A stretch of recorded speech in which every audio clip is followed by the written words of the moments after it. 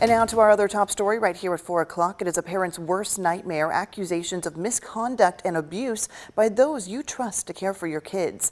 We told you about a new civil lawsuit filed against the Vanguard Academy, a daycare in Norton Commons, hearing for the first time from a parent who says their 7-month-old sustained head and neck trauma at the hands of a former employee.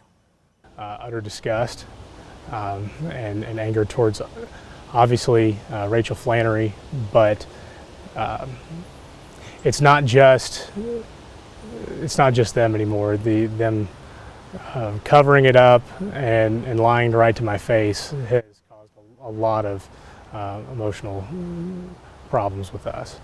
Abuse allegations against Flannery came out a few weeks ago, and she has been charged with 3 counts of child abuse. But the lawsuit alleges that there was even more surveillance evidence hidden from all of these families. Now, new documents show abuse allegations against the daycare have been ongoing for the last 9 years. And Connor Steffen joins us live in the newsroom. I know, Connor, you've been reading through these documents all day long. What are some of the findings you're seeing?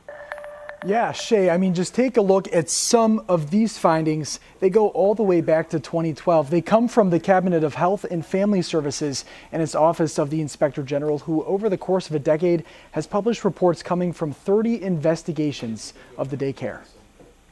In one of the first state reports filed back in August of 2013, it details failure by management to report an incident involving an 11-month-old in a timely manner. It says the child's finger was smashed in a door and, quote, surgery was needed to repair the child's finger. Months later, in December of 2013, a report says an employee was caught on camera swinging a child by the legs. More findings in a report from June 2014, where, quote, staff observed a teacher go over and smack a child and roughly grab them by the arm. Now, 2 years later, in October of 2015, Vanguard, quote, failed to comply with programming procedures regarding discipline. It details how an employee used abusive language and profanity while speaking directly to children. That same report reveals a staff member observed 2 co-workers, quote, smoking an e-cigarette while working in the classroom in the presence of children. Taking concerns to them just didn't seem like a big deal, and they would just brush it under the rug. Alex Jagger is a former employee of Vanguard. She worked there from 2018 to early 2019. She says she was fired a month after reporting a coworker to the state